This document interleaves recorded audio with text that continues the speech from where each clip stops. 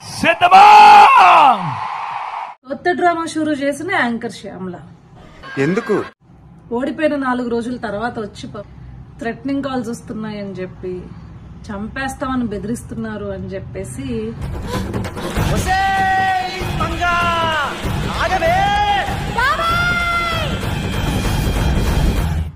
పాపం victim card play చేయడానికి, sympathy డ్రామాలు క్రియేట్ చేయడానికి ట్రై చేస్తుంది.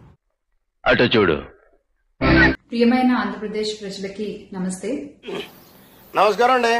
జరిగిన ఎన్నికల్లో ప్రజలిచ్చిన తీర్పుని స్వాగతిస్తున్నాము. ఓసారి పేసి మైని ఖచ్చితంగా ఈ క్షేత్ర ఈ ఆలోచించేది చదువుకునే రోజులు ఆలోచిస్తే మంచి డిగ్రీ అయినా వచ్చేది. స్థాయిలో జరిగినటువంటి ఎన్నికల్లో ప్రజలదే అంతిమ తీర్పు. మీ తీర్పుని ఖచ్చితంగా స్వాగతిస్తున్నాం, గౌరవిస్తున్నాను. నీ ఒపీనియన్ ఓడరా అడిగిండు, మాకే నీ మీద ఒక ఒపీనియన్ లేదు. అడిగిన దానికి సమాధానం చెప్తే తెలివితేటలు అంటారు, చెప్పకపోతే పొగరంటారు. మరి నన్ను ఏం చేయమంటారు? ముఖ్యంగా ముందుగా గెలిచినటువంటి కూటమికి పెద్దలు నారా చంద్రబాబు నాయుడు గారికి, ఏమంటే కొంచెం జంకడండి, 4 పెద్దోళ్ళ పేర్లు చెప్పండి, వదిలేస్తాడా? అదే ప్లాను. అలాగే పిఠాపురం ఎమ్మెల్యే గారు పవన్ కళ్యాణ్ గారికి, అసలు పిఠాపురంలో గెలిచేది ఎవరు అనేది ఏం చెప్తారు? ఎవరు గెలుస్తారు? నేను అప్పుడు ఒకటే చెప్పా, ఇప్పుడు ఒకటే చెప్తున్నా, అక్కడ గెలిచేది వంగా గీత గారే. అలాగే పిఠాపురం ఎమ్మెల్యే గారు పవన్ కళ్యాణ్ గారికి, ఏం ఫీల్ ఉన్నది మామయ్య. అలాగే బీజేపీ మొత్తం బీజేపీ సభ్యులందరికీ కూడా నా హృదయపూర్వక ధన్యవాదాలు.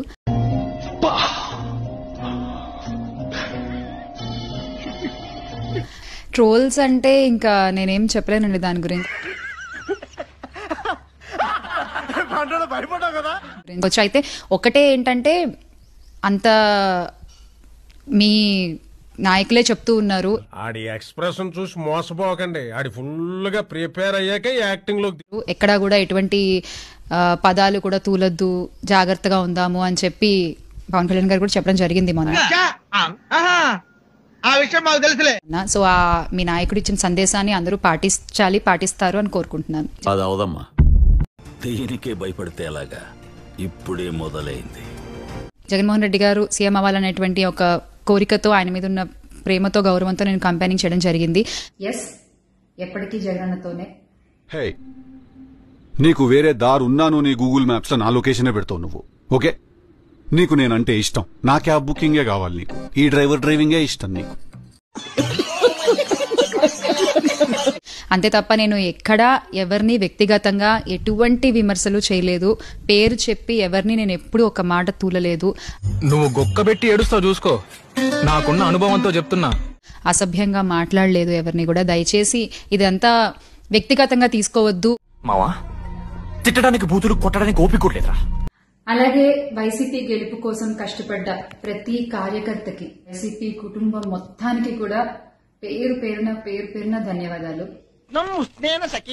ఉదరం వాయిట్ ట్రబులేనా, పిత్తం వాతం కపం అన్నారు పెద్దలు. నాకేమీ అర్థం కాలేదు. నాకు మాత్రం అర్థమైందా? ఎస్, ఓడిపోయాము. తెలుగు భాషలో నాకు నచ్చని ఒకే ఒక్క పదం ఓడిపోయాము. దేవుడిపై నమ్మకం ఉంచి ప్రజలకి మంచి జరగాలని. ఏం జరిగిందో దేవుడికి తెలుసు, ఏం జరిగిందో దేవుడికి తెలుసు.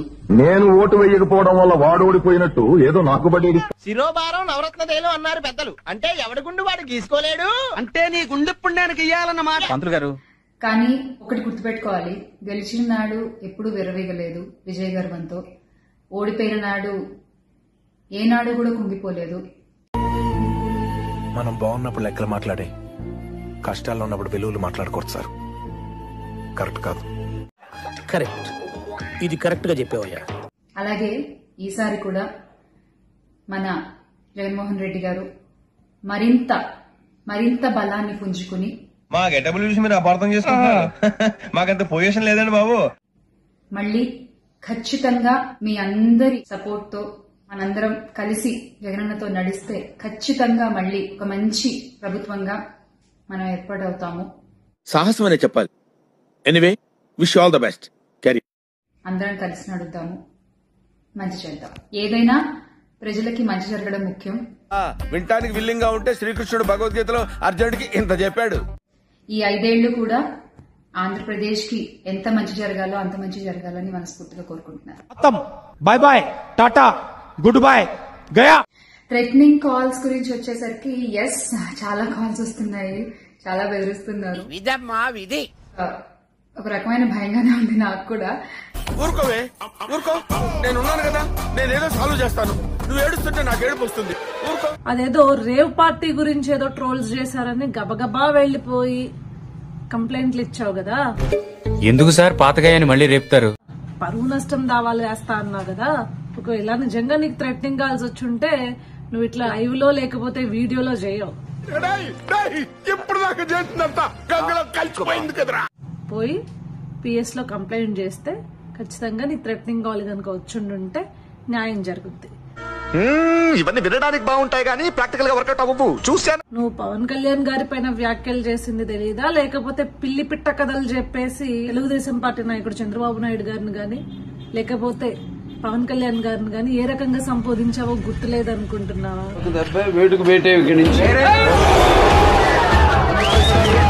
ఎక్కడ క్యాంపెయిన్ చేసినా అక్కడ చిత్తుగా ఓడిపోయింది కాబట్టి పెద్ద నిన్నెవడు దేకాలని కూడా అనుకోవట్లేదు. నేను మరీ అంత ఎదవలా కనపడుతున్నారా? ఓ మాదిరిగా కూడా కనపడలేదా? చూద్దాంలే. చూడటం కాదండి, మీరు చెయ్యాలంతే. సరే, మీరు ట్రై చేస్తారన్నారంటే అది ఓకే అయిపోయిన